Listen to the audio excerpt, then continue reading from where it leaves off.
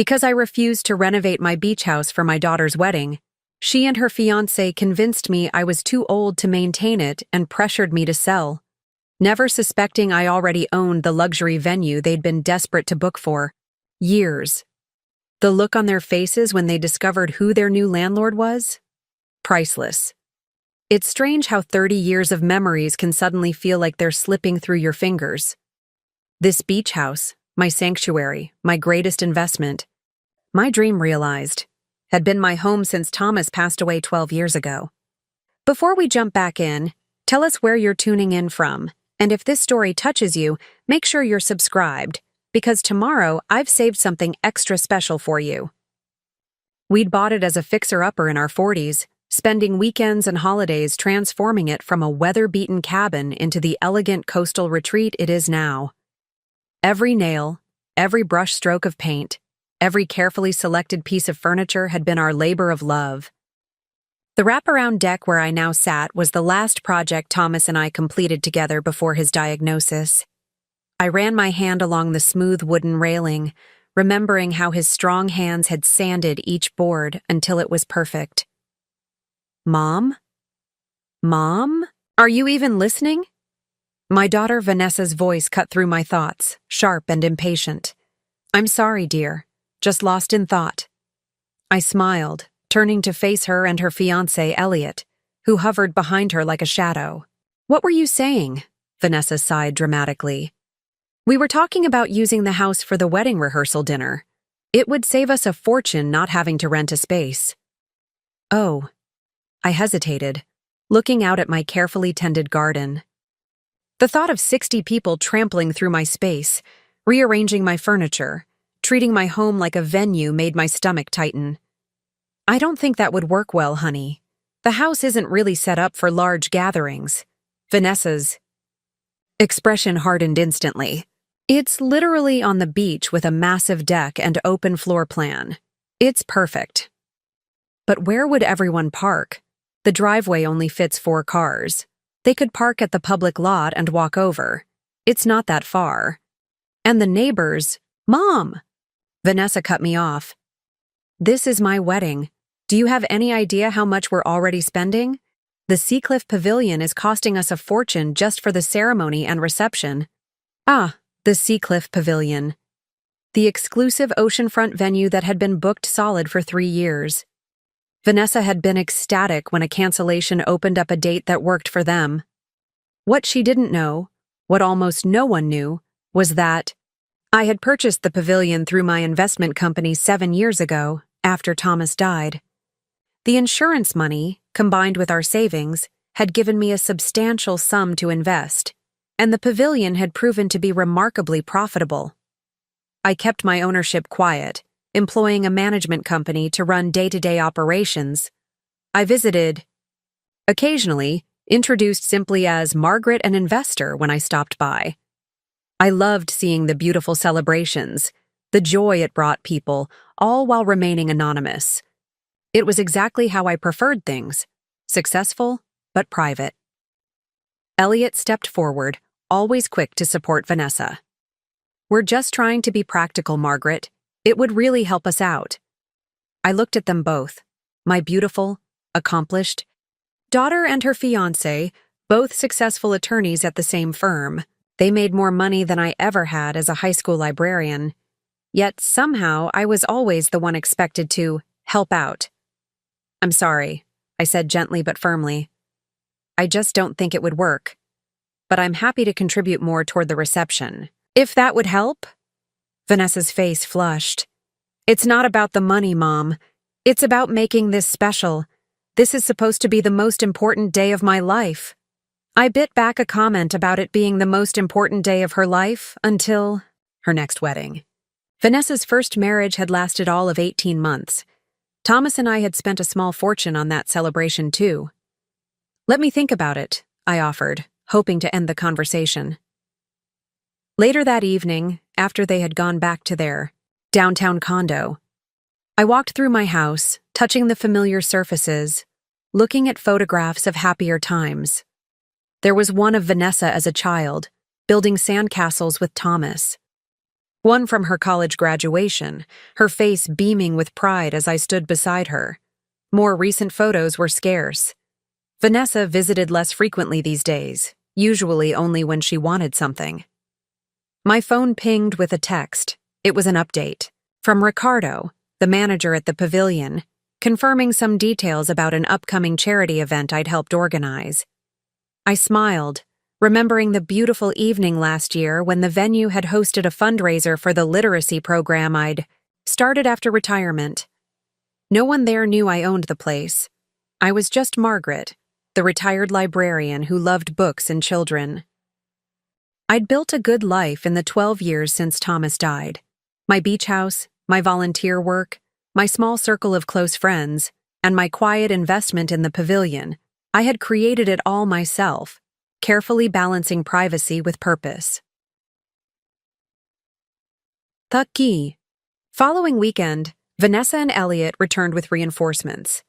Her future in-laws, Bernard and Carolyn, sat stiffly on my comfortable sofa, looking around my home with appraising eyes. "It's quite quaint," Carolyn said, in a tone that suggested this wasn't a compliment. "But I can see why Vanessa thinks it would be charming for a casual rehearsal dinner." "We would handle everything," Vanessa assured me. "You wouldn't have to lift a finger. We'd even pay for a hotel room for you that night so you wouldn't have to deal with the cleanup." "A hotel room? In my own town?" The suggestion stung more than I cared to admit. "This is my home, Vanessa." "Mom, be reasonable. We're talking about one night." Elliot cleared his throat. "Actually, Margaret, we've been wanting to talk to you about something else, too." He glanced at Vanessa, who nodded encouragingly. "We've noticed the stairs are getting pretty steep for you, and maintaining this place must be a lot of work on your own." "I manage just fine," I said, feeling a chill settle over me. Bernard leaned forward. "Property values in this area are at an all-time high right now. If you were to sell, you could get a very comfortable condo in that new retirement community they're building inland." "A retirement community?" I repeated, stunned. "I'm only 63. "It's not just for old people, Mom," Vanessa said quickly. "It's for active seniors. They have a pool and social events." "I have a pool," I replied, my voice tightening. "The ocean. And I have friends." Carolyn patted my hand. "We're just concerned about you. All alone in this big house. What if you fell? What if there was a storm?" I looked at the four of them, seeing for the first time the unified front they presented. This wasn't a spontaneous conversation. They had planned this, discussed it among themselves before approaching me. A heavy realization settled in my chest. My daughter didn't see me as capable or independent. In her eyes, I was already diminished, needing to be managed. As they continued listing reasons why selling would be for my own good, I found myself wondering what Thomas would say if he were here. He'd probably remind me that we had built this life for ourselves, not for Vanessa. He'd remind me that I was stronger than they knew. What none of them realized, what they couldn't possibly know, was that the quiet, accommodating mother they thought they knew had been making multi-million-dollar business decisions for years. The Seacliff Pavilion was just the beginning. I owned 3 other properties through my investment company, all managed by professionals who respected my business acumen while maintaining my privacy. I hadn't shared this side of my life with Vanessa. After Thomas died, she had been so quick to try to help me with financial decisions that I'd found it easier to simply let her believe I was living comfortably but modestly on Thomas's life insurance and my teacher's pension. The truth was far more interesting. But sitting there, watching them plan my diminished future without my input, I wondered if perhaps it was time for a change after all, just not the one they had in mind. 3 days after the ambush meeting with Vanessa and the Prescotts, I was reviewing quarterly reports from my property management company when my doorbell rang. It was nearly 8 o'clock in the evening. I wasn't expecting anyone. I opened the door to find Vanessa standing there alone this time. She held a thick, manila folder in one hand and an expensive bottle of Cabernet in the other. Preparing and narrating this story took us a lot of time, so if you are enjoying it, subscribe to our channel. It means a lot to us. Now back to the story. "Mom," she said, offering the wine with a smile that didn't quite reach her eyes. "I thought we could talk. Just us." Something in her tone made me wary, but I stepped aside to let her in. "Of course, honey. Is everything all right with the wedding plans?" "Everything's fine," she replied, setting the folder on my coffee table with a small thud. "I brought some information I think you should see." I poured us each a glass of wine, though I noticed Vanessa barely touched hers. She was too busy spreading brochures across my coffee table. "So, after our conversation the other day, I did some research. This is Bayview Gardens," she said, pushing a glossy brochure toward me. "It's that retirement community I mentioned. They have a 2-bedroom unit available now with a small patio. It's perfect for you." I picked up the brochure reluctantly. The cover showed smiling gray-haired couples playing golf and gathered around restaurant tables. Inside were floor plans for various units, all sterile and identical, with none of the character of my lovingly renovated home. "Vanessa, I appreciate your concern, but—" "There's more," she interrupted, pulling out another document. "I had Elliot run the numbers on what your house might sell for in the current market."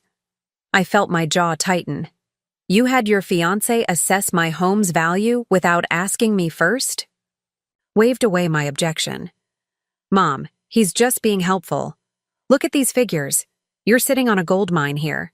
Beachfront property like this? You could sell today and have more than enough to buy into Bayview Gardens outright, plus a significant amount to invest for your future." I set down the brochure. "What future do you imagine I'm planning for exactly? I'm 63, not 93. I'm healthy, I'm active, and I love my home." Vanessa sighed. "Mom, be practical. This house is too much for you. The property taxes alone must be crushing you. And the maintenance? I manage just fine," I said more sharply than I intended. "My finances are in order, Vanessa." She reached across the table and took my hand in hers. "I know this is hard. You and Dad love this place, but he's been gone 12 years now, Mom. Don't you think it's time to move on? Start fresh?" Something about her tone, so condescending as if she were speaking to a child, made my blood boil, but I maintained my composure. "I have moved on, in my own way. This house is part of my fresh start." Vanessa straightened, her expression hardening slightly. "Mom, I need to be honest with you. Elliot and I are hoping to buy a place in Seacliff Heights. The school district is excellent, and we're thinking about starting a family soon." The exclusive neighborhood she mentioned was well beyond what even 2 attorneys could reasonably afford without significant help. Suddenly, I understood exactly where this conversation was heading. "The thing is," she continued, not noticing my silence, "we're a bit short on the down payment. If you were to sell this place, you could help us. It would be an investment in your future grandchildren." And there it was, the real reason behind all this sudden concern for my well-being. "I see," I said quietly. "It's not just about us," Vanessa added quickly. "This house is going to become a burden for you. The stairs, the upkeep, and what happens if there's a major repair needed? The roof, the foundation? These old beachfront properties can have all sorts of problems." I almost laughed. "Thomas had insisted on rebuilding the foundation when we renovated, knowing the coastal conditions. The roof had been replaced just 5 years ago with top-quality materials. I supervised these projects personally, learning everything I needed to know about construction in the process. Those skills had proven invaluable when I began investing in commercial properties. "I'm not worried about repairs," I said simply. Vanessa pulled out another document, this one from a real estate agency. "I took the liberty of having someone come by and look at the place from the outside. They've prepared a preliminary listing agreement." She pushed it toward me along with a pen. "All you need to do is sign and they'll handle everything." I stared at the paper, stunned by her audacity. You had my home assessed without my permission? Mom, we're just trying to help. By going behind my back? My voice was dangerously quiet now. By making decisions about my home, my life, without even consulting me? By having strangers look at my property? Vanessa had the grace to look slightly embarrassed. I knew you'd be resistant. Change is hard. But this is for the best, Mom. You'll... See? I picked up the listing agreement, my fingers tightening around the paper. And what makes you so certain you know what's best for me? She leaned forward, her expression earnest. Because I love you. Because I want you to be safe and cared for. And honestly, Mom, because I've noticed you getting more forgetful lately. You missed your dental appointment last month, remember? And you couldn't find your car keys when we were supposed to go to lunch. So I'm not just old, I'm senile now? I could feel anger rising in my chest. Not senile. She backpedaled quickly. Just, maybe not as sharp as you used to be. It happens to everyone. I stood up, gathering the papers into a neat stack. Vanessa, I think it's time for you to go. Mom, please, just look over the information. I'll think about it, I said. Not because I would, but because I needed her to leave before I said something I might regret. After she left, I sat alone in my living room, surrounded by brochures for a life I didn't want, simmering with a fury I hadn't felt in years. The audacity, the presumption, the complete disregard for my autonomy, it was breathtaking. And in that moment, looking down at the listing agreement with its presumptuous claims about my home's value, significantly undervalued, I noted, something shifted inside me. A decision crystallized, clear and sharp. It was time to show my daughter exactly who she was dealing with. I didn't sleep that night. As dawn broke over the ocean, casting pink light across my bedroom walls, I was already dressed and sipping my second cup of coffee on the deck. The tide was coming in, waves crashing against the shore with increasing force. I felt like those waves, gathering power, preparing to break. I pulled out my phone and called Ricardo, the manager at the Seacliff Pavilion. Margaret, good morning. Is everything all right? You never call this early. Everything's fine, Ricardo. I'd like to stop by this morning if that works for you. There are some things I need to discuss. Of course, I'll be here all day. The Henderson. Wedding is this weekend, so we're prepping, but I always have time for you. 2 hours later, I was walking through the grand entrance of the Seacliff Pavilion. The soaring ceilings, the wall of windows overlooking the ocean, the elegant staircase, curving up to the mezzanine, it never failed to take my breath away. The fact that I owned this beautiful space still felt surreal sometimes. Ricardo greeted me with a warm hug.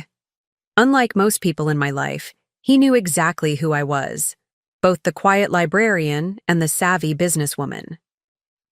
When I purchased the pavilion, he'd been a junior manager. I'd seen his potential immediately and promoted him to general manager within a year. He'd never let me down. What brings you in today? He asked, leading me to his office. I settled into a chair and took a deep breath. My daughter's wedding. It's scheduled here for June 15th. Recognition dawned on his face. Vanessa Edwards? That's your daughter? I had no idea. She doesn't know I own this place, I said. I've kept my investments private from my family, but circumstances have changed, and I need to consider my options. Ricardo's expression turned serious. Whatever you need, Margaret. You know that. I filled him in on Vanessa's attempt to pressure me into selling my home, carefully omitting my more emotional reactions. Ricardo listened attentively, asking occasional clarifying questions. So, he concluded when I finished, you want to use your position as owner to do what exactly? I paused, considering. I'm not entirely sure yet, but I need to see the contract for Vanessa's wedding, and I'd like to be more involved in the planning process moving forward.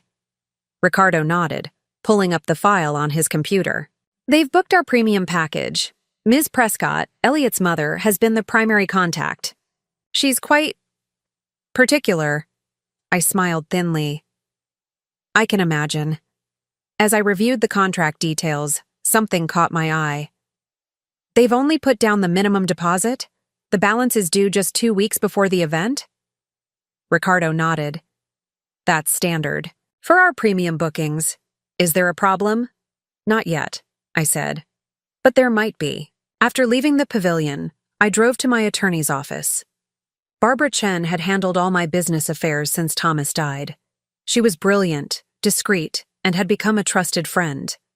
Over lunch, I explained my situation. Barbara listened, without interrupting, her expression neutral until I finished speaking. Let me make sure I understand, she said, setting down her fork. Your daughter and her fiancé are pressuring you to sell your home so they can use the proceeds to buy a house they can't afford. Meanwhile, they're planning an extravagant wedding at your venue, not knowing you own it. And you want to teach them a lesson? I want them to respect me, I said simply. Not as just their aging mother who needs looking after, but as a person, with agency and intelligence. Barbara nodded thoughtfully. All right. What do you have in mind? I'm considering selling my house, I said. Her eyebrows shot up in surprise. But, I continued, not to move into that awful retirement complex. I've been thinking about downsizing anyway. This could be an opportunity to find something that better suits my current lifestyle. And the proceeds? That's where I need your advice. If I sell, I want to protect my assets. I don't want Vanessa to have access to the money or to know exactly how much I received. Barbara smiled. That's easily arranged. We can set up a trust or route the proceeds through your existing business structure. Good. And there's something else. I leaned forward. I want to see how far they're willing to go with this wedding. If they're spending money they don't have, expecting me to bail them out by selling my house. You want to let them dig the hole deeper, Barbara finished for me. Exactly. By the time I left Barbara's office, we had outlined a plan. It wasn't about revenge. I loved my daughter despite her current behavior. It was about boundaries and truth. It was about showing her who I really was, not who she thought I was. That evening, Vanessa called. I let it go to voicemail, listening to her message later. Mom, I just wanted to check in about those materials I left. I know it's a lot to process, but Elliot's realtor friend says the market is hot right now. We could have your house listed by next week. Call me back when you get a chance. The casual presumption in her voice made my decision easier. I texted her back. I've been thinking about what you said. You might be right about the house being too much for me. Let's talk more. Can you and Elliot come for dinner this weekend? Her response was immediate. Really? That's great, Mom. We'll be there Saturday at 6. I'll bring more information about Bayview Gardens. Perfect. I replied, already mapping out my strategy. The next day, I contacted a realtor, not Elliot's friend, but a woman I knew through my investment group who specialized in high-end coastal properties. Sophie arrived at my house that afternoon, her assessment of my property far more thorough and higher than the one Vanessa had procured. Margaret, this place is incredible, Sophie said, walking through my renovated kitchen with its panoramic ocean views. The market for properties like this is red hot right now. You could name your price within reason and likely get it. What about a quick sale? If I wanted to move within, say, 2 months? Even better. I have several clients looking for exactly this kind of property who could pay cash and close quickly. She looked at me curiously. Are you sure you want to sell? This place is paradise. I smiled. I'm sure it's time for a change, but I have some conditions about the sale that might seem unusual. By Saturday, everything was in motion. I prepared Thomas's favorite meal, grilled salmon with dill sauce, roasted vegetables, and homemade bread, and set the table with our best china. This conversation deserved a proper setting. Vanessa and Elliot arrived promptly at 6, both looking pleased with themselves.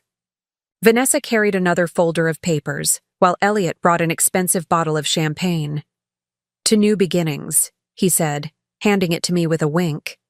If only they knew what kind of beginning I had in mind. "I have some news," I announced, as I set the dessert, Thomas's favorite key lime pie, on the table. Vanessa and Elliot exchanged glances, barely containing their excitement. They thought they knew what was coming. "I've decided to sell the house," I said, keeping my voice steady. Vanessa clapped her hands together. "Mom, that's wonderful. I knew you'd see reason once you had time to think it through. I've already spoken with a realtor. She thinks we can get the house on the market within 2 weeks and close quickly," I continued, ignoring her condescension. Elliot leaned forward eagerly. "That's fantastic, Margaret. My friend Jackson can draw up the paperwork for you right away." "That won't be necessary," I said, taking a sip of wine. "I've already selected a realtor, Sophie Winters. She specializes in luxury beachfront properties." Vanessa's smile faltered slightly. "Mom, Elliot's friend would give you a discount on the commission. Why go with someone else?" "Because Sophie believes the house is worth substantially more than the estimate your friend provided," I said mildly. "Almost 30% more, in fact." Elliot coughed, nearly choking on his wine. That's impossible. Jackson is one of the top realtors in the area. Apparently not for properties like mine. I cut myself a slice of pie, enjoying their discomfort. Sophie already has several interested buyers who could pay cash and close within 60 days. "That's great news," Vanessa said, recovering quickly. "So you'll definitely have enough for a nice unit at Bayview Gardens, with plenty left over to help with our down payment." I set my fork down carefully. "About that, I've been thinking about what you said about my future, and you're right. I should be planning more carefully." Vanessa beamed. "Exactly. And with the proceeds from the house, I won't be moving to Bayview Gardens," I interrupted. "I've found a lovely cottage about 20 minutes inland. It's smaller than this place, but has a beautiful garden and is walking distance to town." "But Mom," Vanessa protested, "Bayview Gardens has medical staff on site. It's safer." "I'm perfectly healthy," I reminded her, "and the cottage is part of a small community with security patrols and a neighborhood watch. I'll be quite safe." Elliot cleared his throat. "Margaret, we really think Bayview would be better. And, well, we were counting on your help with the down payment for our house." I looked at him steadily. "I never agreed to that, Elliot." "But you said," Vanessa began. "I said I was selling my house. I never said I was giving you the money." I paused, letting that sink in. "However, I have been thinking about ways to help with your wedding." This instantly brightened their mood. "Really? That would be amazing, Mom." "Yes, I understand you've booked the Seacliff Pavilion. It's a beautiful venue." "It's perfect," Vanessa gushed. "A bit over our budget, honestly, but Carolyn insisted. The problem is they require the balance to be paid 2 weeks before the event, and it's substantial." "How substantial?" I asked, though I knew exactly how much they owed. "Almost $60,000, Elliot admitted, looking uncomfortable. "We put the deposit on my credit card, but the balance—" I widened my eyes in feigned surprise. "That seems excessive for a wedding venue." "It includes everything," Vanessa explained. "The catering, the flowers, the open bar, the band, the works. It's the premium package." "I see." I took another bite of pie. "And how were you planning to pay for this? Even with both your salaries, that's a significant expense." Vanessa and Elliot exchanged another look. "Well," Vanessa said hesitantly, "we were hoping that with the proceeds from your house—" "So let me understand," I said, my voice still calm. "You expected me to sell my home, move into a retirement community, and give you enough money to both buy a house in Seacliff Heights and pay for an extravagant wedding." They had the grace to look embarrassed. "No, not exactly," Elliot started. We thought you'd want to help," Vanessa cut in. That's what parents do, right? They help their children. I studied my daughter's face. When had she become this person? Entitled, presumptuous, seeing me only as a means to an end? I remembered her as a child, fiercely independent, always wanting to do things herself. No help, Mommy, she'd say, concentrating intensely on tying her shoes or building a tower. Somewhere along the way, that spirit had twisted into something else.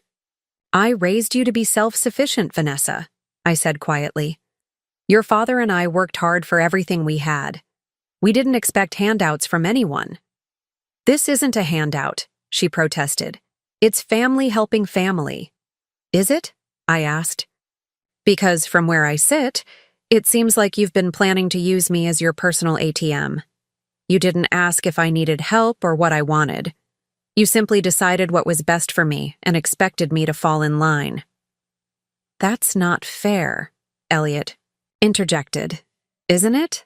I looked at him coolly. You were quite eager to have your friend undervalue my property, Elliot. I wonder why that might be. The color drained from his face. That's not... Jackson wouldn't... I think we're getting off track, Vanessa said quickly. Mom, we just want what's best for you. And yes, we could use some help with the wedding and the house. Is that so wrong? I sighed. No, it's not wrong to ask for help. It's wrong to manipulate and pressure someone into giving it. We weren't... You were, I said firmly. But that's not important now. What matters is that I've made my decision. I'm selling my house, buying the cottage, and the rest of the proceeds will be managed by my financial advisor. But the wedding, Vanessa began. I'll help with the wedding, I said, watching relief wash over their faces. But not in the way you're expecting. I'd like to meet with you at the Seacliff Pavilion next week to discuss the details. Why there? Elliot asked, confused. I smiled. You'll see. After they left, I sat alone on my deck, listening to the waves crash against the shore. The moon cast a silver path across the water, and for a moment, I could almost feel Thomas beside me, his warm hand covering mine. Am I doing the right thing? I whispered to the night air. The wind picked up slightly, rustling through the sea. Grass. I took it as an answer. The truth was, I wasn't just selling my house to teach Vanessa a lesson. I was doing it because it was time. This place held precious memories, but it also kept me tethered to the past. The cottage I'd found was charming and more practical for a single woman my age. It had a studio space where I could finally pursue painting, something I'd put off for decades. Vanessa didn't know about that dream. She didn't know a lot of things about me, but she was about to find out. The week passed in a flurry of activity. Sophie brought 3 potential buyers through my house, all of whom made offers significantly above asking price. I accepted the highest bid from a lovely couple with 2 small children who fell in love with the property immediately. They could close in 45 days and were willing to let me set the moving date. Meanwhile, I spent hours on the phone with Barbara, finalizing the details of our plan. I also made several visits to the cottage I was purchasing, meeting with contractors about minor renovations I wanted before moving in. Through it all, Vanessa called daily, peppering me with questions about the house sale and when she might expect her portion of the proceeds. I kept my answers vague and redirected the conversation to our upcoming meeting at the Seacliff Pavilion. The night before that meeting, I found myself unable to sleep again. I paced through my soon-to-be former home, touching familiar walls, standing in doorways, remembering. In the study, I opened the bottom drawer of Thomas's old desk and pulled out a leather-bound journal, his final gift to me before he died. Write your truth, he told me. Don't let others define your story. I hadn't written in it yet. Somehow it had felt too final, too much like accepting he was gone. But tonight, I sat at his desk and opened the pristine pages. For hours, I wrote everything. My feelings about Vanessa's behavior, my fears about her reaction to tomorrow's revelation, my hopes for our relationship moving forward. When I finally closed the journal, the sky was beginning to lighten. I felt drained, but clear-headed. What I was about to do would change my relationship with my daughter forever. Was I prepared for that? I thought about Vanessa as a child, her infectious laugh, her curiosity, her determination. I remembered teaching her to read, watching her face light up as stories came alive in her mind. I remembered her college graduation, how proud Thomas and I had been as she accepted her diploma. Where had that compassionate, thoughtful young woman gone? Had she always had this streak of entitlement, and I'd been too blind to see it? Or had something changed her? These questions swirled in my mind as I showered and dressed. Looking in the mirror, I saw not the feeble old woman Vanessa seemed to think I was, but a confident, capable individual with decades of wisdom and experience. I chose my outfit carefully, a tailored navy pantsuit that conveyed authority without being intimidating, paired with my favorite pearl earrings, a gift from Thomas on our 25th anniversary. "You can do this," I told my reflection. "It's time." I arrived at the Seacliff Pavilion 30 minutes early. Ricardo met me at the entrance, concern evident on his face. "Are you sure about this, Margaret?" he asked quietly. "I've thought about it from every angle," I assured him. "It's the right thing to do." He nodded, leading me to the private conference room we'd arranged for the meeting. "I've set everything up as you requested. Ms. Chen is already here." Barbara rose as I entered, her calm presence immediately reassuring. "Everything's in order," she said, handing me a folder. "The documents just need your signature." I reviewed the papers carefully, then signed each one with deliberate strokes. There was no going back now. At precisely noon, Ricardo showed Vanessa and Elliot into the room. They looked confused to find Barbara there, and even more confused by the formal setting. "Mom, what's going on?" Vanessa asked, eyeing Barbara suspiciously. "Why is your lawyer here?" "Please, sit down," I said, gesturing to the chairs across from us. "This is about the wedding, as I mentioned," Elliot frowned. "I don't understand. Why meet here? And why with a lawyer?" "All will become clear," I said. "But first, I'd like you to meet someone else." I pressed a button on the intercom, and moments later, Ricardo entered with an elegant woman in her 50s. "This is Amanda Prescott," I said, "Elliot's mother." "We know who she is, Mom," Vanessa said, clearly annoyed. "But why is she here?" Amanda looked equally perplexed. "Margaret, I didn't realize you'd be here. Elliot said this was a meeting with the venue manager about some contract details." "In a way it is," I said. "Amanda, please join us." Once everyone was seated, I took a deep breath.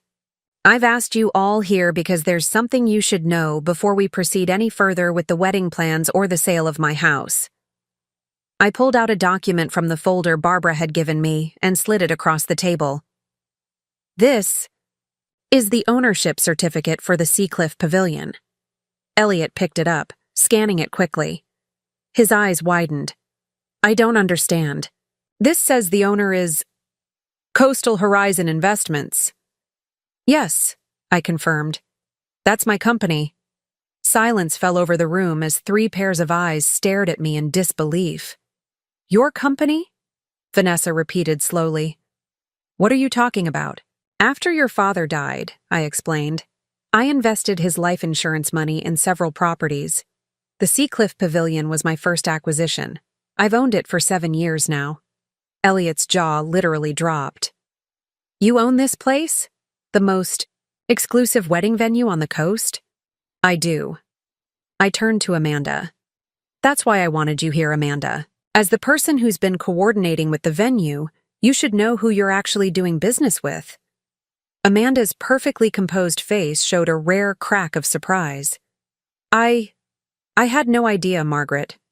All this time, when we've been discussing the wedding details, I knew. I said simply. But I kept my ownership private, as I do with all my investments. Vanessa stood abruptly, her chair scraping against the floor. So this whole time, while we've been stressing about the cost of this place, scraping together the deposit, you owned it? You let us struggle when you could have given us a discount. Or something? I looked at my daughter steadily. You never asked for my help, Vanessa. You told me you'd booked this venue, but you never once mentioned having difficulty affording it. The first I heard about any financial concerns was when you tried to pressure me into selling my house. This is unbelievable, Elliot muttered, running a hand through his hair. You've been keeping secrets from us. Not secrets, Elliot. Privacy. There's a difference. I turned back to Vanessa. The reason I've brought you all here today is to discuss the wedding contract. Barbara slid another document across the table. We've prepared a revised agreement for the venue rental. Vanessa looked at it suspiciously. What does this mean?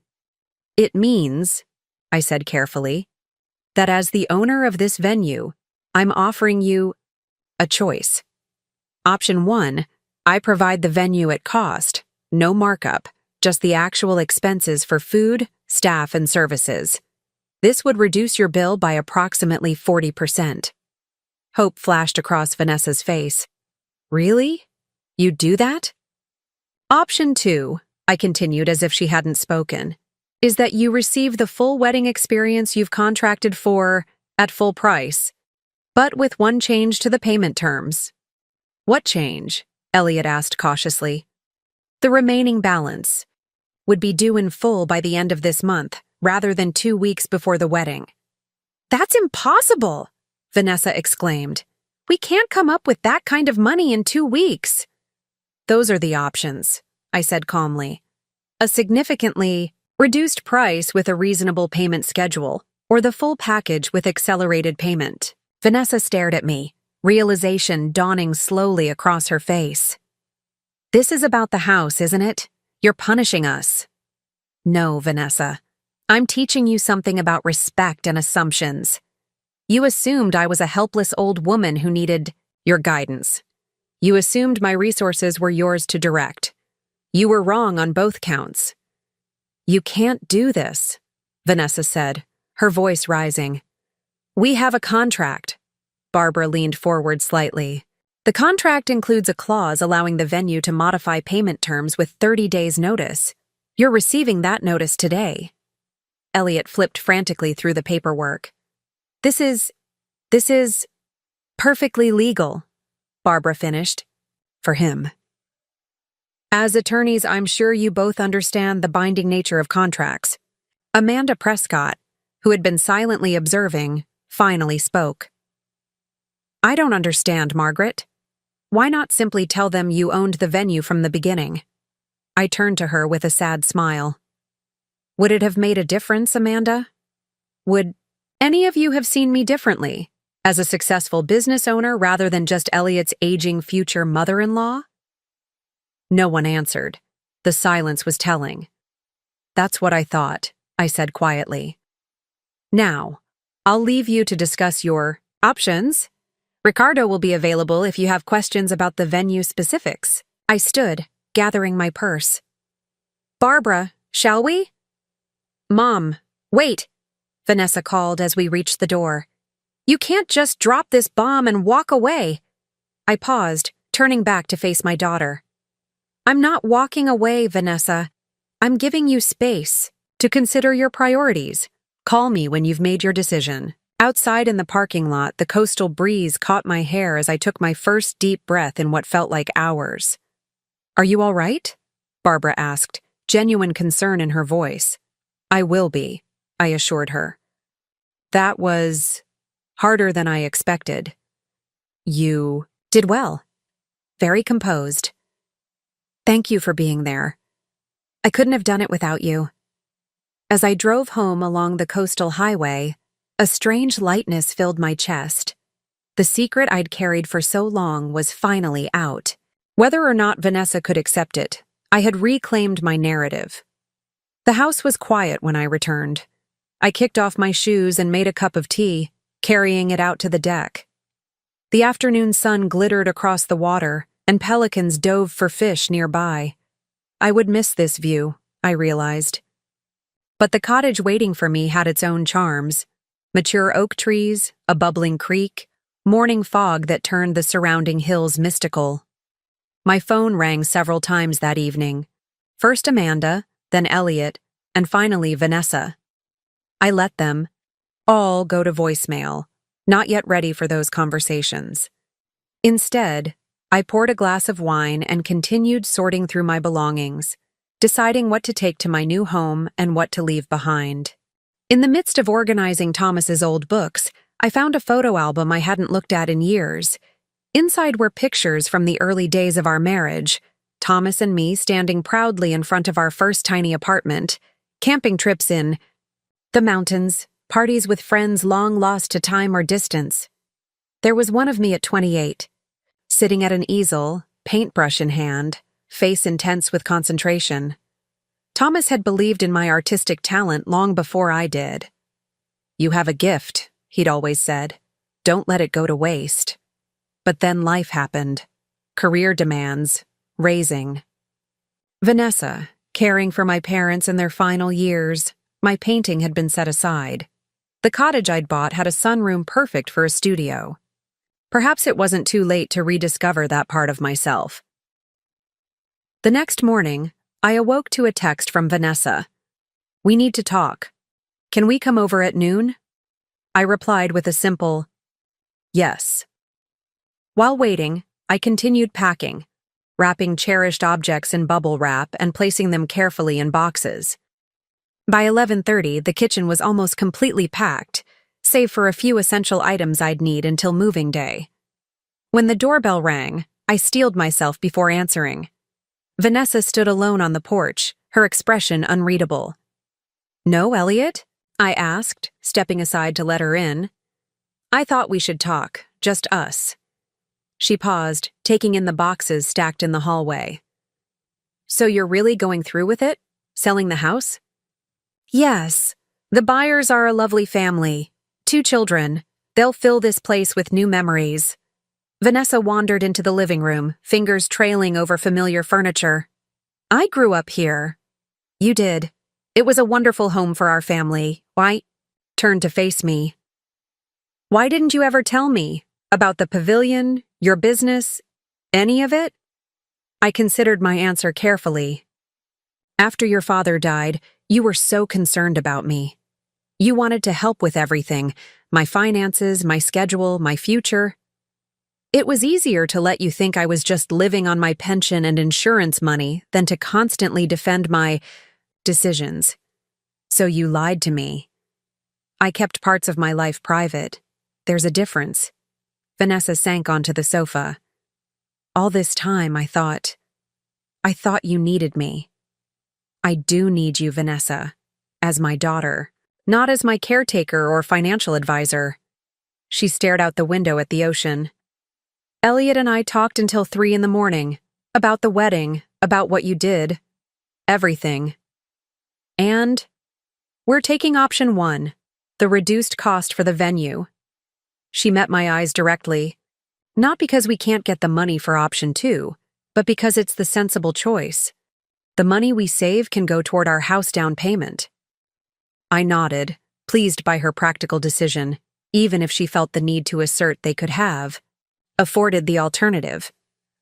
"I think that's wise." "But Mom," she continued, "I need to know. Why did you agree to sell the house? If this was all about teaching us a lesson, why go through with it?" "Because it is time," I said simply. "This house has served its purpose in my life. I'm ready for something new, something that's just mine." The cottage. Yes, it's perfect for this next chapter. Vanessa's eyes filled with tears. "I'm sorry, Mom. I didn't see you. The real you. I was so busy trying to solve problems that didn't exist. I never asked what you actually wanted. We both made mistakes," I acknowledged. "I should have been more open with you about my life." "So what happens now?" she asked, wiping her eyes. "Now we move forward. The house sale closes in 6 weeks. Your wedding is in 4 months, and somewhere in between, we learn to see each other more clearly. Vanessa nodded slowly. Elliot is mortified, by the way. Finding out his future mother-in-law is essentially his boss's boss. He keeps worrying you'll fire the management company. I laughed. Ricardo does an excellent job. His position is quite secure. And Carolyn, Elliot's mother, she's beside herself. She can't decide whether to be embarrassed or to start telling all her friends she's practically related to the owner of the Seacliff Pavilion. She'll adapt, I said dryly. People generally do. Later, after Vanessa left, I sat at Thomas's desk again and opened his journal. I wrote about our conversation, about the tentative bridge we'd begun to rebuild. Then I closed the book and placed it in a box labeled studio, a promise to myself to keep writing in my new home. That evening, I began something I'd been putting off for weeks. I contacted a real estate agent in Seville, Spain, a city Thomas and I had visited once and fallen in love with.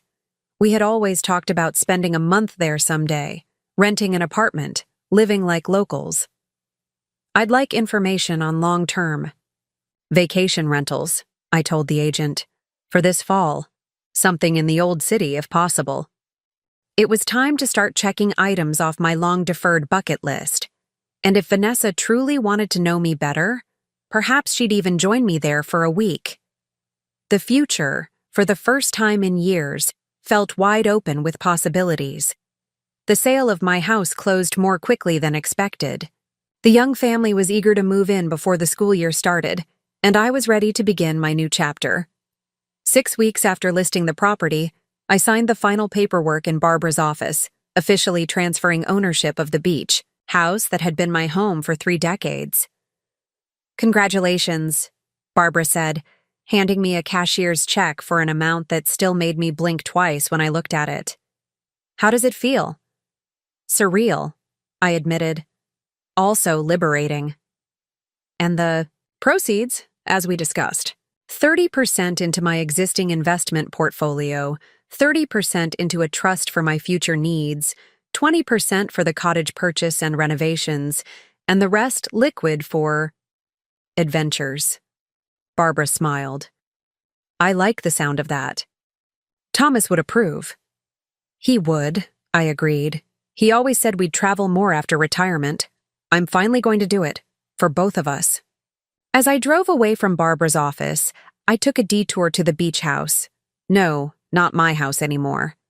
I parked across the street and sat in my car, looking at the familiar facade. The new owners had already started making changes.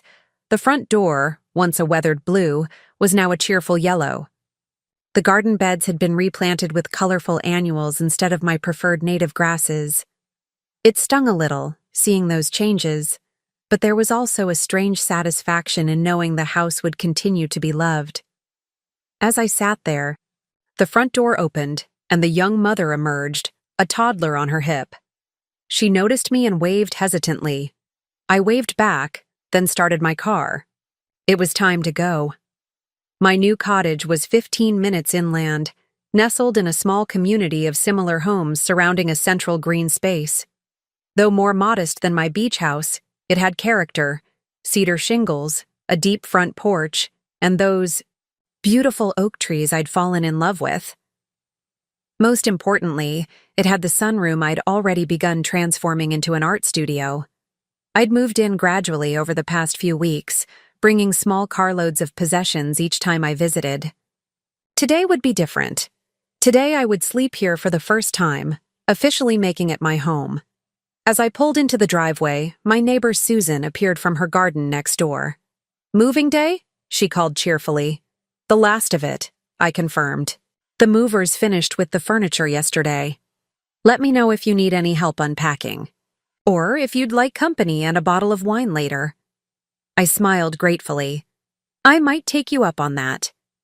Inside, cardboard boxes waited in neat stacks, each labeled with its contents and destination.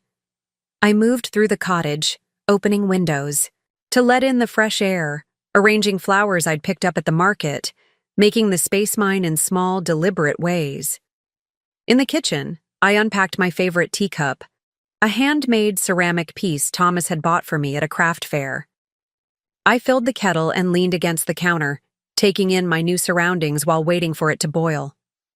The cottage kitchen was perhaps a third the size of my old one, but it felt right for me now. No more empty cabinets, no more spaces designed for a family that had dwindled to just one. Everything here was scaled to my current life, practical, accessible, but still beautiful. My phone pinged with a message from Vanessa. "How's moving day going? Need any help?" I texted back, "Almost done, just making tea and deciding where to start. Unpacking." Her response came quickly. "Elliot and I could come by this evening if you want an extra pair of hands." I considered the offer. Since our confrontation at the pavilion, things had been different between us, tentative but more honest. She'd stopped treating me like a fragile object needing protection. I'd started sharing more about my life, my thoughts, my plans. "That would be nice," I replied. "I'll order dinner." 6:30? Perfect. See you then. I spent the afternoon unpacking my bedroom and bathroom, making sure I'd have what I needed for my first night. Then I turned my attention to the studio. I'd saved this space for last, wanting to give it the time and energy it deserved. The sunroom faced east, capturing morning light perfectly. I'd had shelves built along one wall for supplies, and a contractor had installed a utility sink in the corner. An antique drafting table, another flea market find from years ago, stood by the window, waiting for inspiration. From a carefully labeled box, I removed my old easel, dusty from years of storage. Thomas had given it to me for our 5th anniversary. "So you'll make time for what you love," he'd said. I'd used it regularly back then, when we were young and time seemed unlimited. Then less and less as other priorities took over. I set it up by the window and stepped back, trying to see myself standing there again, brush in hand. Could I still do this? Did that creative part of me still exist after being neglected for so long? From another box, I pulled out a folder of sketches, work I'd done years ago that Thomas had carefully preserved. Looking at them now, I could see potential in the shaky lines, the uncertain compositions. Not masterpieces, but honest attempts. A beginning. I was arranging art supplies on the shelves when my phone rang. It was Ricardo from the pavilion. "Margaret, I hope I'm not disturbing you on moving day." "Not at all, what's up?" "We've had a situation develop with your daughter's wedding. Mrs. Prescott came in today wanting to make significant changes to the reception setup. Since you instructed us to treat this like any other event, I explained that major changes close to the date would incur additional fees." I closed my eyes briefly. Let me guess. She didn't take it well. She asked to speak to the owner. Ricardo's voice held a note of amusement. I told her I'd pass along the message. What exactly does she want to change? Everything from the floor plan to the menu. She's bringing in additional guests and wants to upgrade the floral arrangements and add a champagne fountain. I see. I sighed. Has anyone calculated what these changes would cost? About $12,000 more than the original contract. I considered my options. I could step in as the owner and approve the changes without fees, a gesture of goodwill that might smooth relations with my future in-laws. Or I could maintain the boundaries I'd established and treat this like any other client situation. Has Vanessa been consulted about these changes? I asked finally. Not that I'm aware of. Mrs. Prescott presented herself as the wedding coordinator. That made my decision easier. Please tell Mrs. Prescott that the owner has reviewed her requests and the standard fees will apply. All changes must be approved by the bride and groom, as they are the contracting parties. Will do, Ricardo said. One more thing. She mentioned that she's now aware of your ownership and suggested there should be a family discount for these modifications. I almost laughed. The family discount was already applied to the original contract. Please remind her of that. After hanging up, I returned to unpacking, but my mind kept circling back to the wedding situation. I'd need to talk to Vanessa about it before she arrived for dinner. This wasn't about asserting control or teaching lessons anymore. It was about establishing healthy boundaries going forward. As the afternoon light began to fade, I sat on my new front porch with a glass of wine, looking out at the community green where children played under the watchful eyes of parents. It was a different view from my ocean panorama, but peaceful in its own way. I could imagine myself here in the coming years, painting in the mornings, walking to the nearby shops in the afternoon, perhaps joining the book club Susan had mentioned. It wasn't the future I'd once envisioned with Thomas, but it was a future with purpose and possibility. For the first time in longer than I could remember, I felt like I was exactly where I was supposed to be. And I had arrived here not despite my daughter's attempts to control my life, but because of them. Sometimes catalysts for change come from unexpected sources. At exactly 6:30, Vanessa's car pulled into my driveway. It was time to build this new relationship. Mother and daughter, both adults, both finding their way forward with newfound respect. So that's the whole story with Carolyn, Vanessa said, setting down her wine glass. She's been impossible since finding out you own the pavilion. One minute she's bragging to her friends about her connection to the owner, the next she's demanding special treatment because we're practically family. We were sitting on my new porch, dinner plates cleared, away enjoying the mild evening air. Elliot had gone inside to take a work call, leaving Vanessa and me alone. Ricardo mentioned she wanted to make some significant changes, I said carefully. Vanessa rolled her eyes. That's an understatement. She wants to invite 20 more people, upgrade everything, and completely rearrange what Elliot and I had planned. When I told her we couldn't afford the extra costs, she said, and I quote, "But your mother owns the place. Surely she'll waive the fees." And what did you tell her? I told her that business is business, and that you'd already been incredibly generous with the original discount. Vanessa looked at me uncertainly. Was that the right thing to say? I felt a surge of pride. That was exactly right.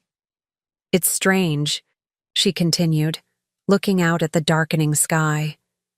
A month ago, I probably would have assumed the same thing, that you'd just wave a magic wand and make it all free because I asked. I didn't see you as, well, as a businesswoman.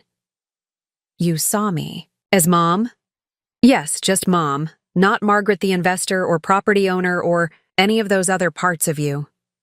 She turned to face me. I'm sorry about that.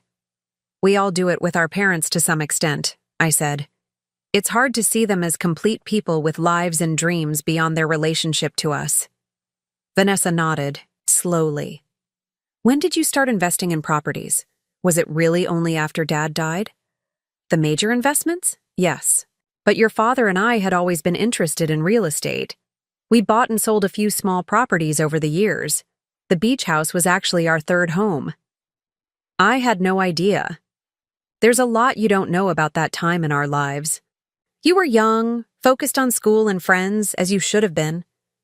I smiled at a memory. When you were in high school, your father and I renovated a small commercial building downtown.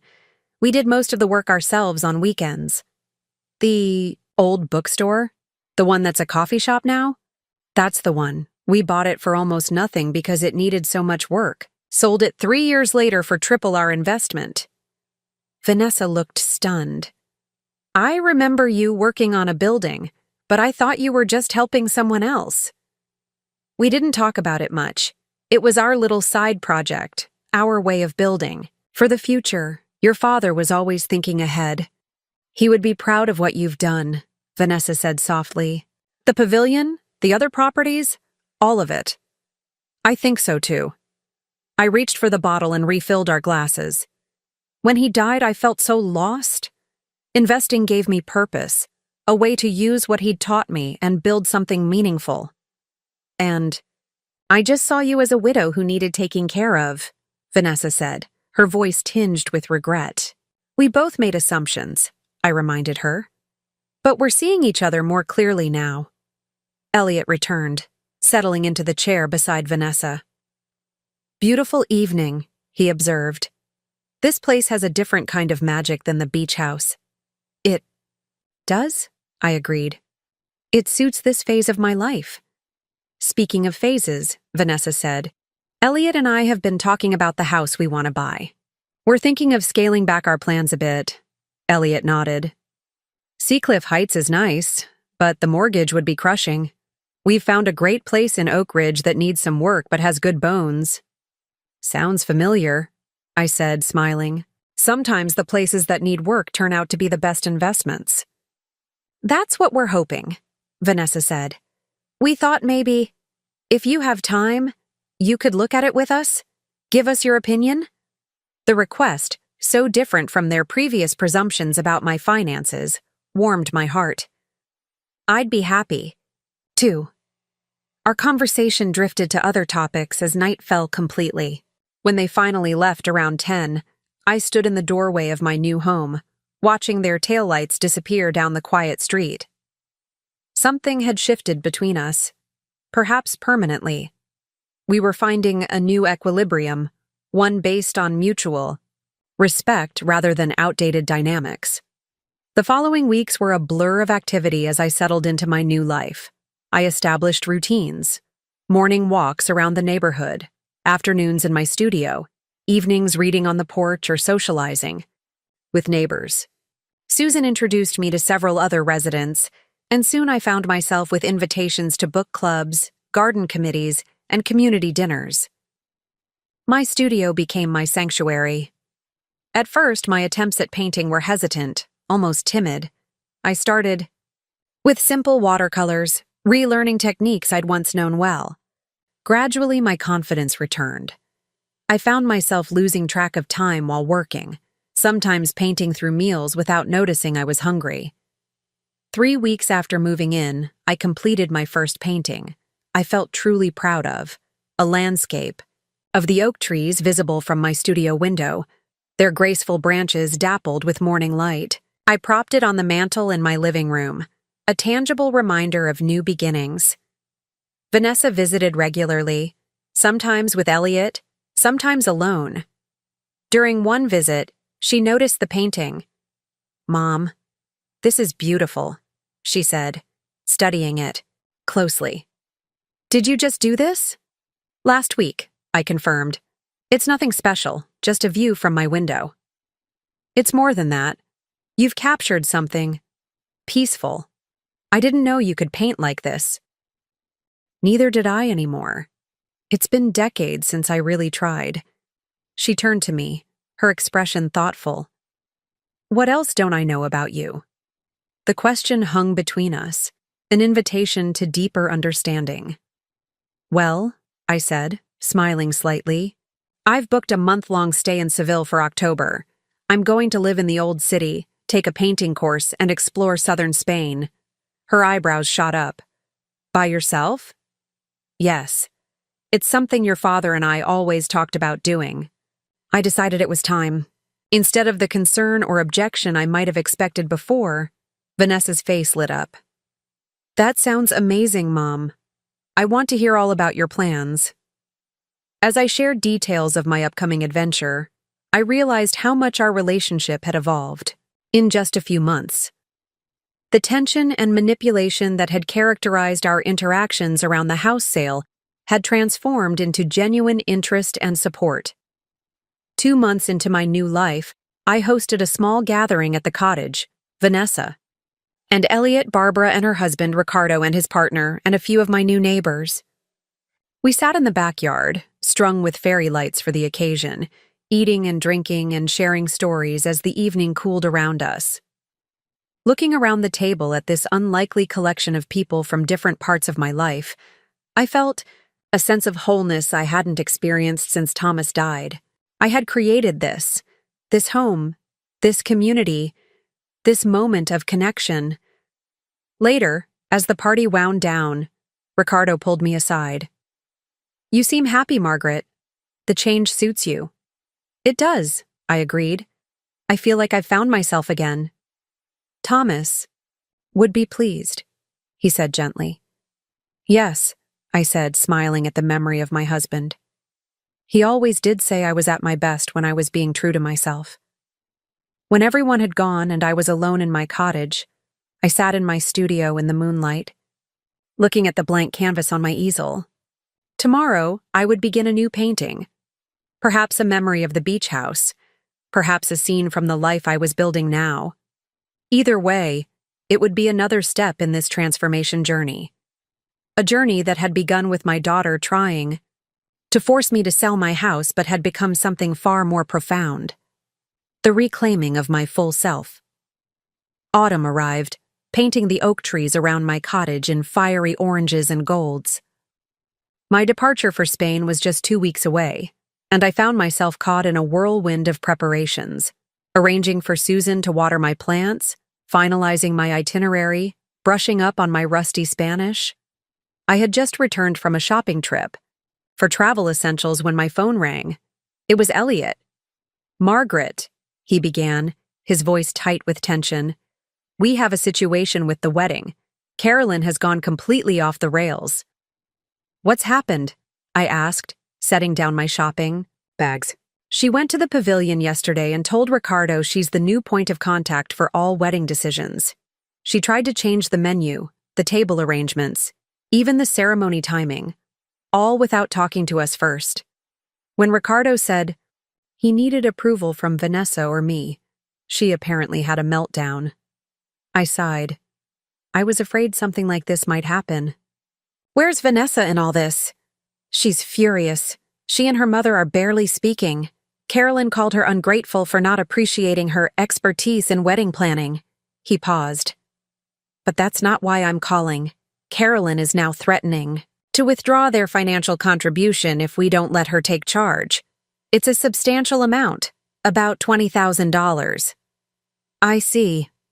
I sat down at my kitchen table, considering the implications. "And what do you and Vanessa want?" "We want our wedding, not whatever society event Carolyn is trying to create. But losing that money would hurt. We've already stretched ourselves thin with the down payment on the house." The house in Oak Ridge, a charming mid-century modern, that needed significant updates but had tremendous potential. I'd toured it with them last month, offering advice on which renovations would add the most value. They'd closed on it just last week. "Has Vanessa asked me to intervene?" I asked carefully. "No," Elliot admitted. "In fact, she specifically said she doesn't want to drag you into this. She says we need to handle it ourselves." I felt a surge of pride at my daughter's stance. She's right. I know. And normally I'd agree completely. But the timing is awful. With the house purchase and renovations, losing Carolyn's contribution would put us in a real bind. What Elliot wasn't saying directly was clear. He was hoping I would offer to replace his mother's financial contribution. The old Margaret might have jumped in immediately, offering to solve the problem with money. But that wasn't who I was anymore. "Elliot," I said gently, "what do you think Thomas would advise in this situation?" The question seemed to take him by surprise. I never knew your husband." "No, but you've heard about him from Vanessa, from me. What kind of man do you think he was?" Elliot was quiet for a moment. "From what I've gathered, he was principled, hardworking, someone who believed in earning what you have." "Yes," I smiled, thinking of Thomas. He had a saying, short-term pain for long-term gain. He believed that taking the easier path often led to greater difficulties down the road. "You're saying we should stand our ground with my mother. I'm saying you and Vanessa need to decide what matters most to you, your vision for your wedding and marriage, or avoiding conflict and financial pressure in the short term." Another long pause. "I understand. Whatever you decide, Elliot, I respect your process, and I'm here if either of you need to talk through options." After we hung up, I sat at my kitchen table for a long time, resisting the urge to call Vanessa immediately. This was their challenge to navigate. Offering unsolicited advice or financial bailouts wouldn't serve their growth as a couple. 3 days later, Vanessa showed up at my cottage unannounced. Her eyes were red-rimmed and she looked exhausted. "Can I come in?" she asked. I ushered her inside and made tea while she sank onto my sofa. Neither of us spoke until I placed a steaming mug in front of her. "We called off the wedding," she said. Finally, I sat beside her, stunned. "What? Why?" "Not the marriage," she clarified quickly. "Just the big wedding at the pavilion. We're going to do something small instead. Just immediate family, maybe a few close friends. Justice of the peace, dinner afterward at that Italian restaurant Dad loved." "I see," I said carefully. "And this decision, it was mutual?" "Completely." A small smile touched her lips. "Elliot was actually the one who suggested it. He said he didn't want our marriage to start with so much stress and compromise." "How do you feel about it?" She took a sip of tea. "Relieved, honestly. The wedding was becoming this monster that had nothing to do with us or what we wanted. Carolyn was treating it like her personal showcase. You were somehow both the venue owner and mother of the bride, which made everything complicated. It just wasn't worth it. And the financial aspects? We lose the deposit on the pavilion, but we're saving so much on everything else that it still makes financial sense. And we're able to put that money toward the house renovations, which feels more meaningful in the long run." I studied my daughter's face. Despite her obvious fatigue, there was a calmness there I hadn't seen before. "You seem at peace with the decision." "I am. For the first time since we got engaged, I feel like we're making choices based on what's right for us, not what's expected." She looked up at me. "I think I finally understand what you've been doing these past few months." "What do you mean?" "Creating a life that reflects your true self, not someone else's idea of who you should be." She reached for my hand. "I'm sorry it took me so long to see it." I squeezed her fingers gently. "We all find our way in our own time." We talked for hours that afternoon. Vanessa shared more details about the confrontation with Carolyn, who had been furious about the change in plans. Elliot had stood firm, telling his mother that if she couldn't support their decisions, she didn't need to participate at all. "It was the first time I've ever seen him stand up to her," Vanessa said with a hint of pride. "It changed something between us, in a good way." As she was leaving, Vanessa hesitated at the door. "There is one thing, Mom. The small wedding. We're thinking of having it while you're in Spain. Would you consider delaying your trip? Just by a week or so? I really want you there." For a moment, I felt the old tug, the instinct to rearrange my plans to accommodate my daughter's needs. But this wasn't the same situation as before. This wasn't Vanessa expecting me to sacrifice for her convenience. This was a genuine request, for me to be present at an important moment. "Of course I'll be there," I said. "Just let me know the date as soon as you decide. I can adjust my travel plans." The relief on her face was evident. "Thank you. It means a lot to both of us." After she left, I called the travel agency to inquire about changing my departure date. There would be a fee, but it was manageable. Some sacrifices were worth making. The key was understanding the difference between healthy compromise and self-erasure. That evening, I received an unexpected call from Amanda Prescott. "Margaret," she said, her voice unusually subdued. "I hope I'm not interrupting your evening?" "Not at all, Amanda. What can I do for you?" I wanted to apologize for Carolyn's behavior regarding the wedding. Elliot told us about their decision to change plans, and while Carolyn is having difficulty accepting it, Bernard and I understand. "I appreciate that," I said, surprised by her call. "The thing is," she continued hesitantly, "we've already paid a non-refundable deposit for the rehearsal dinner at La Mer. Since the wedding is now going to be so small, it seems a shame to waste it." I waited, curious where this was going. "Bernard and I were wondering if you might like to use the reservation and the deposit for a going-away dinner before your trip to Spain. Elliot mentioned you're leaving soon, and we thought, well, it might be a nice gesture of goodwill." The offer caught me off guard. Was this a genuine olive branch or another attempt at manipulation? Either way, I appreciated the effort. That's very thoughtful, Amanda. I'd be happy to accept. Wonderful. It's for October 1st at 7 p.m. We'd be delighted if you'd allow us to host you and anyone you'd like to bring. As I hung up, I smiled to myself. Life had a way of presenting unexpected tests and equally unexpected opportunities for grace. The small courtyard at La Mer restaurant glowed with soft lighting from paper lanterns strung overhead. I sat at the head of the table, surrounded by an unlikely gathering, Vanessa and Elliot to my right, Bernard and Amanda to my left, with Barbara and her husband, Ricardo and his partner, and Susan from next door filling the remaining seats. To new beginnings, Bernard proposed, raising his glass, and to Margaret's adventures in Spain.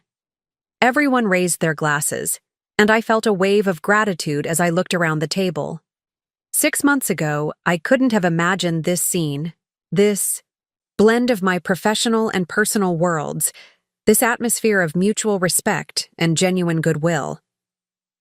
Amanda had outdone herself with the arrangements. The table was beautifully set with fresh flowers and candles, the menu personalized to include several of my favorite dishes.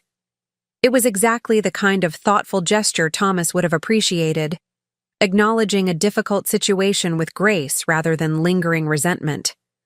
"We have a small gift for you," Amanda said as dessert was being served. She handed me an elegantly wrapped package. "Something for your travels." Inside was a leather-bound travel journal with my initials embossed on the cover, accompanied by a set of fine watercolor pencils. "Elliot mentioned you've taken up painting again," Bernard explained. "We thought you might enjoy capturing your impressions of Spain." "It's perfect," I said, genuinely touched. "Thank you both." As the evening progressed, conversation flowed easily. Ricardo shared amusing stories about pavilion weddings past, careful to change names to protect privacy. Barbara and Amanda discovered a shared interest in local politics. Susan charmed everyone with her straightforward humor. Watching this diverse group interact, I realized how much my life had expanded since the confrontation with Vanessa and Elliot about selling my house. What had begun as a painful power struggle had ultimately pushed me to reclaim parts of myself I'd nearly forgotten. My independence, my creativity, my capacity for new connections. "Mom," Vanessa said quietly during a lull in the conversation, "would you mind if I shared our news with everyone?" I nodded, curious. She smiled and took Elliot's hand. "We've set a date for our small wedding ceremony. October 12th, 2 weeks from today. Just a simple ceremony at the Oak Ridge Community Garden, followed by dinner at Marco's." "Marco's?" I asked, surprised. "Your father's favorite restaurant?" "It seemed fitting," she said. "A way to honor him, to have him be part of the day somehow." I felt tears spring to my eyes. "He would love that." "There's more," Elliot added. "We've decided to use the money we're saving on the wedding to finish the renovations on the house before we move in. Specifically, we're creating a guest suite. On the first floor," Vanessa leaned toward me. "We want you to feel welcome to stay with us whenever you like, Mom. Not because you need to, but because we'd love to have you." The thoughtfulness of their gesture, so different from their earlier presumptions about my needs, moved me deeply. "Thank you. That means a lot to me." "And," Vanessa continued, a hint of mischief in her eyes, "we thought maybe you could help us with some of the design decisions, since you have such experience with renovations." "I'd be honored," I said, recognizing this invitation for what it was, not an assumption that I had nothing better to do with my time, but a genuine request to share my knowledge and be part of their new home in a meaningful way. After dinner, as we waited for the valet to bring our cars, Bernard pulled me aside. "I want you to know," he said quietly, "that Carolyn sends her regrets for not attending tonight. This situation with the wedding has been challenging for her." "I understand," I said. "Change is difficult for all of us, in different ways." He nodded. "She and I had a long talk this morning. She's beginning to see that her approach wasn't working, for anyone, including herself. Elliot standing his ground made an impression. "He's a good man," I said. "I'm proud of the way he and Vanessa have handled this situation." "As am I," Bernard agreed. "And I'm grateful for your role in it. You could have intervened, used your ownership of the pavilion to force concessions, but you didn't. You let them find their own solution." "They needed to," I said simply. Bernard studied me thoughtfully. "Thomas must have been an exceptional man." "He was. Why do you say that?" "Because he helped shape you into the woman you are. Someone who understands the difference between supporting and rescuing." He smiled slightly. "It's a distinction Carolyn and I are still learning." As I drove home that night, I reflected on Bernard's words. Thomas had indeed understood that distinction clearly. "Love without smothering," he used to say. "Support without solving." I'd forgotten those principles after he died, falling into the trap of trying to anticipate and fulfill Vanessa's every need, rather than letting her develop her own strengths. The next 2 weeks passed in a flurry of activity. I helped Vanessa and Elliot choose paint colors and fixtures for their renovations, packed for Spain, and finalized arrangements for my month abroad. Susan promised to send me regular updates on neighborhood happenings, and Ricardo assured me the pavilion would run smoothly in my absence. The morning of Vanessa's wedding dawned clear and crisp. I wore a simple blue dress that Thomas had always loved, with his mother's pearl necklace, something old, and new earrings I'd bought specifically for the occasion. The Oak Ridge Community Garden was glorious in its fall colors, leaves crunching underfoot as the small gathering assembled. No more than 20 people stood in a semicircle around Vanessa and Elliot as they exchanged heartfelt vows beneath an arbor draped with autumn flowers. What struck me most was the joy radiating from my daughter's face, pure, unfiltered happiness that had nothing to do with elaborate decorations or impressing guests. This was the wedding she truly wanted, rooted in genuine connection rather than expectation or display. Even Carolyn seemed affected by the sincerity of the occasion. She stood beside Bernard, tearful but smiling, her usual polish softened by evident emotion. At Marco's afterward, surrounded by the rich aromas of Italian cuisine that Thomas had so loved, I found myself seated between Vanessa and Carolyn. "He would have loved this," I said to Vanessa, surveying the simple celebration. "Your father always appreciated authenticity above all else." "I know," she said, squeezing my hand. "I kept thinking of him during the ceremony, what he would say, how he would laugh at certain moments. He's part of you," I said. "In your strength, your determination, even your stubbornness." She smiled. "And in my business sense, apparently. Elliot and I have been looking at an investment property near our new house. Nothing fancy, just a small duplex we could renovate and rent out." "Following in my footsteps? More like creating our own path, but with the wisdom you've shared?" She glanced at her watch. "You should probably leave soon if you want to finish packing. Your flight's early tomorrow." "Are you trying to get rid of me already?" I teased. "Never," she said, her expression turning serious. "But I know how important this trip is to you. Dad would want you to go, to have this adventure for both of you." As I prepared to leave, Vanessa walked me to my car. "I have something for you," she said, handing me a small package. "Don't open it until you're on the plane." "What is it?" "Just a little something for your travels." She hugged me tightly. "Thank you, Mom. Not just for today, but for everything. These past few months. For showing me who you really are, and helping me remember who I want to be." The next morning, as my plane lifted off, I opened Vanessa's gift. Inside was a small, beautifully bound book. On the first page, in her neat handwriting, "For Mom, who taught me that it's never too late to rewrite your story. I can't wait to read the next chapter. All my love, Vanessa." The remaining pages were blank, waiting to be filled with the experiences and insights of my journey ahead.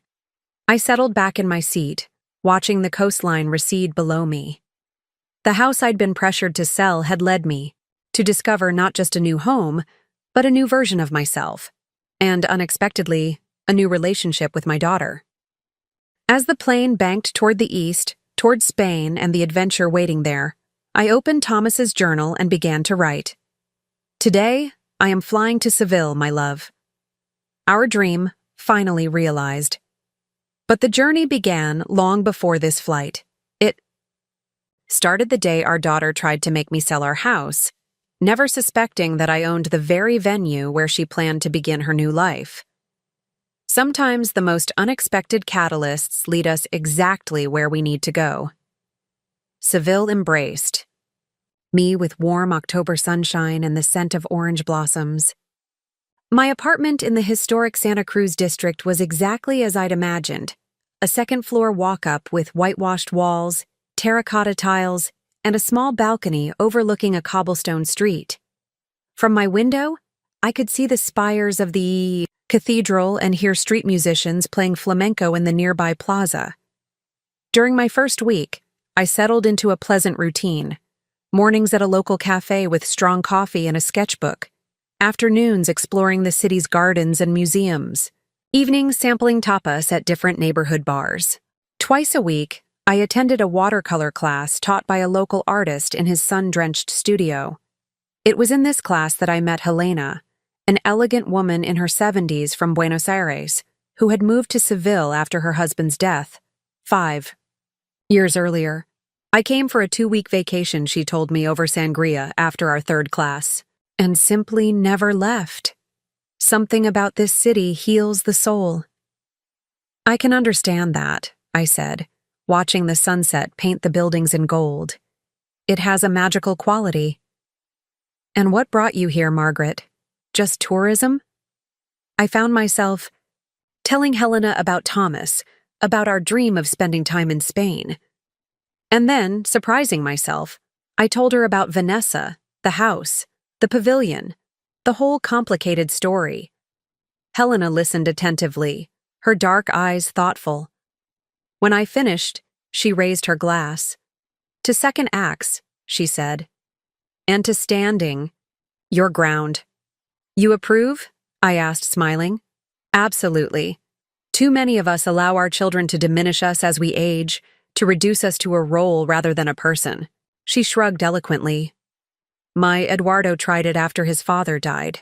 Suddenly I was to be managed, advised, directed. I booked a trip to Spain the next day. And he learned his lesson? Eventually.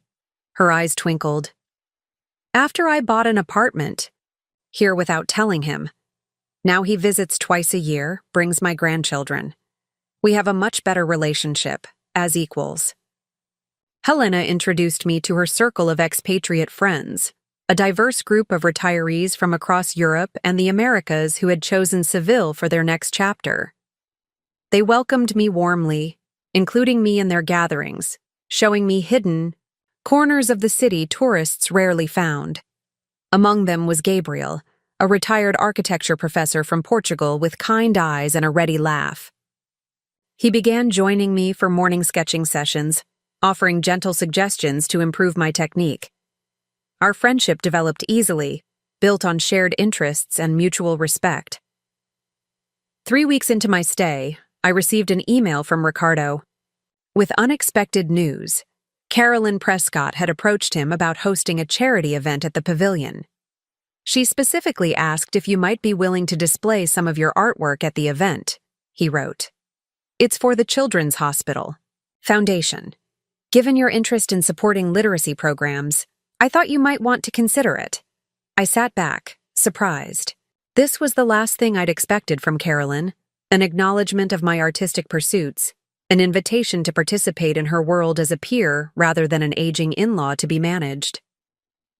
Later that day, I received a message from Vanessa.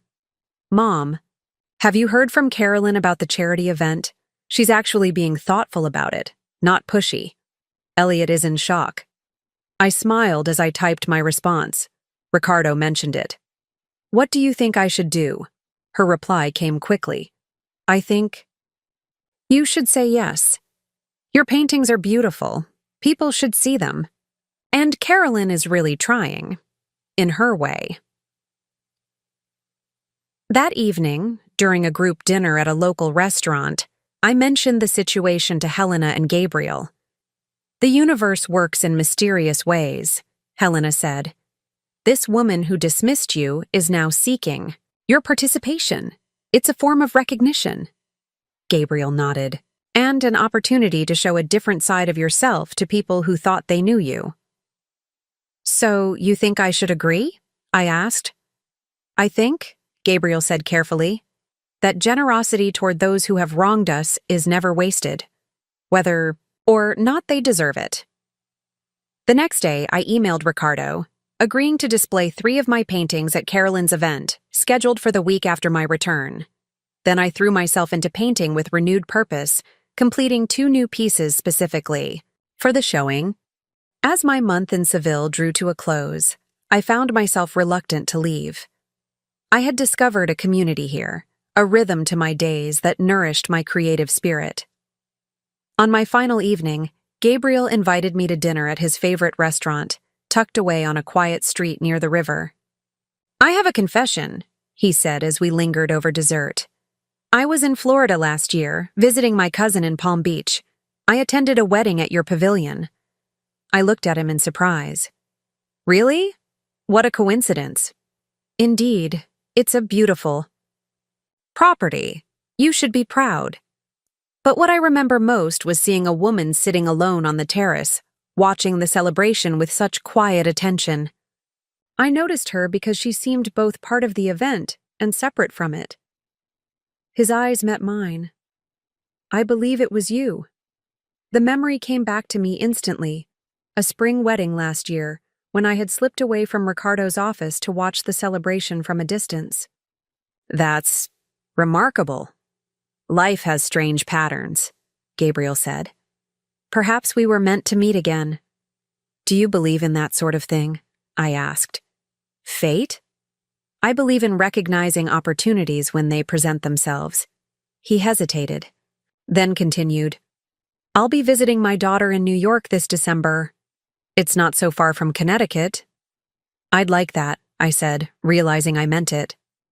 Very much. The morning of my departure, Gabriel came to help me with my luggage.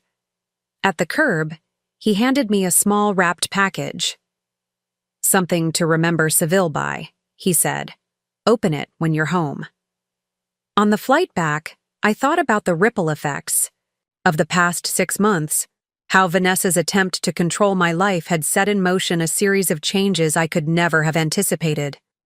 My cottage, my renewed passion for painting, my new friendships, even this tentative connection with Gabriel. None of it would have happened if I had simply acquiesced to Vanessa's plans. 2 days after my return, still jet-lagged but happy to be in my cozy cottage, I opened Gabriel's gift. It was a small, exquisite watercolor of the view from my apartment in Seville, painted with delicate precision. On the back he had written, "For Margaret, who knows that every ending is also a beginning." The charity event at the pavilion was scheduled for the following weekend. Vanessa helped me select and frame my paintings, 3 landscapes from Connecticut, and 2 scenes from Seville. "These are really good, Mom," she said, studying a painting of the oak trees outside my cottage. "You've found your style." "It's still evolving," I said. "That's the interesting part." Vanessa looked at me thoughtfully. "You've changed since Spain. There's something lighter about you." "I've made some good friends there," I said, choosing my words carefully, "including a very kind Portuguese architect named Gabriel." A smile spread across her face. "Tell me more about this architect." As I shared stories about Gabriel and my other new friends, I realized how much my relationship with Vanessa had evolved. 6 months ago, I would have hesitated to mention a male friend, fearing her judgment or concern. Now we were talking as adults, as women with independent lives who could share confidences. The night of the charity event, I arrived at the pavilion feeling strangely nervous.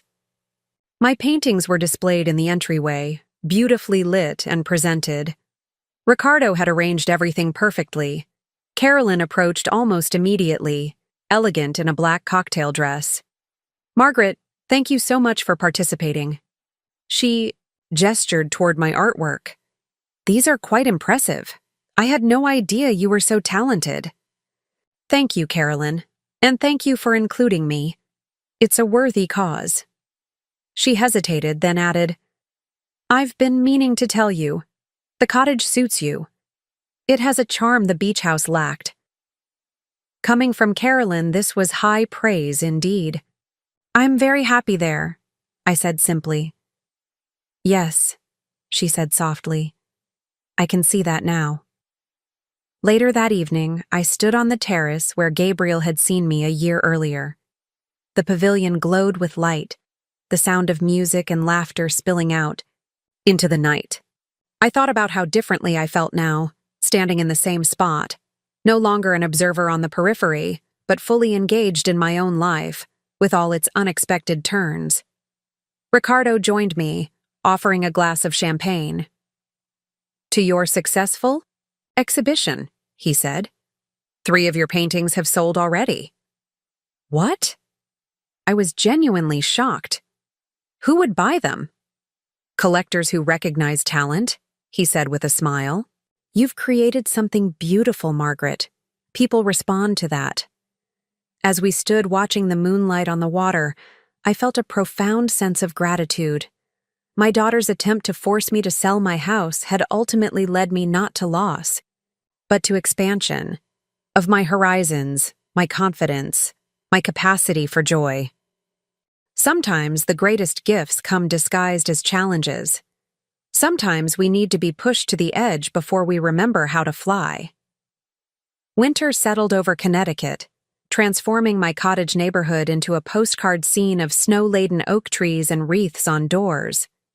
Inside, my studio buzzed with activity as I prepared for something I'd never imagined. My first small gallery showing in New Hartford, scheduled for early February. The success of my paintings at Carolyn's charity event had led to an introduction to a gallery owner who had been intrigued by my fresh perspective and mature execution, as she put it. 3 months ago, I would have dismissed the possibility out of hand. Now I embraced it, spending hours in my studio perfecting a collection that told the story of my transformation. From the beach house to the cottage, from Connecticut to Seville, from constraint to freedom.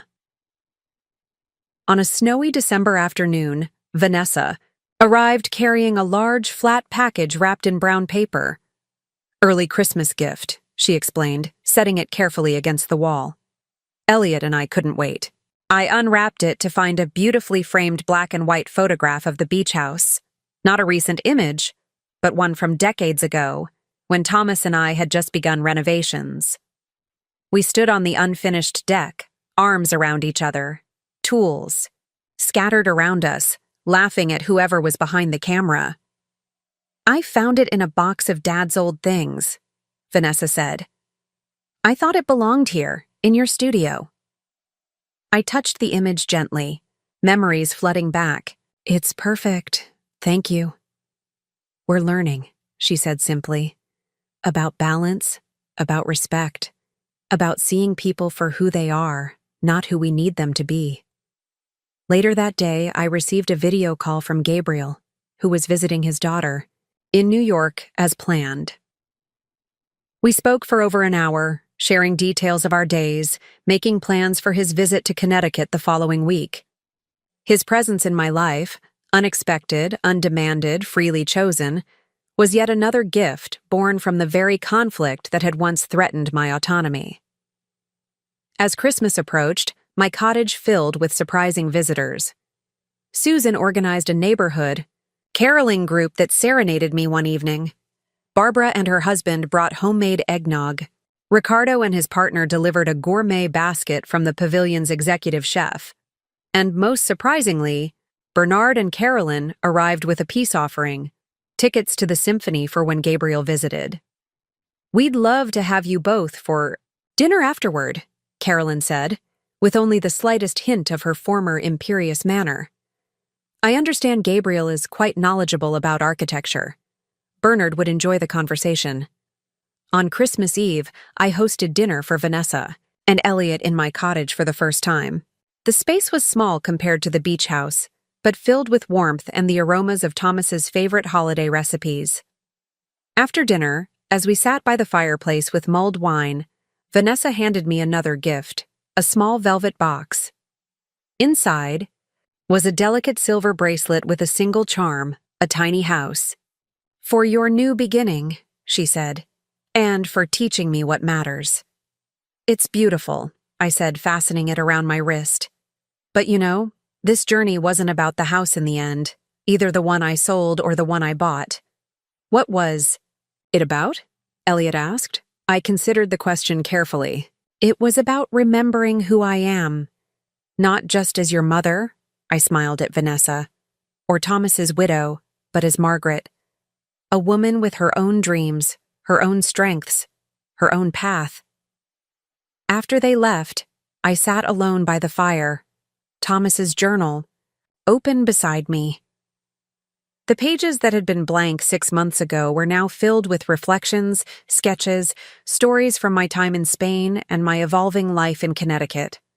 On a fresh page, I began to write, "The house that Vanessa tried to take," from me became, ironically, the key to my freedom. By forcing me to defend my right to self-determination, she inadvertently pushed me to reclaim not just my property, but my entire sense of self. I've been thinking about cycles lately, how we sometimes need to lose something to gain something greater, how endings create space for beginnings, how conflict can lead to deeper understanding if we let it. Thomas always said that life's challenges were opportunities in disguise. I didn't fully comprehend what he meant until this year. Now I understand that resistance builds strength, that boundaries create clarity, that standing firm can be the greatest act of love, both for oneself and for others. The woman who left. The beach house is not the same woman who writes these words tonight. I am more myself than I have been in years. Artist, investor, friend, mother, and perhaps, someday soon, partner again. Vanessa, too, has changed. In losing the battle for control over my life, she gained something far more valuable, the opportunity to know her mother as a complete person, not just a role. Our relationship has deepened in ways I never anticipated. Perhaps that is the final irony. In trying to force me into the neat box of elderly dependence, Vanessa ultimately freed us both. I closed the journal and added another log to the fire. Outside, soft snow continued to fall, transforming the landscape into something new and beautiful. Like my life, reinvented, reclaimed, reimagined. After the day my daughter forced me to sell my house but had no idea I owned the venue. Up next, you've got 2 more standout stories right on your screen. If this one hit the mark, you won't want to pass these up. Just click and check them out. And don't forget to subscribe and turn on the notification bell so you don't miss any upload from us.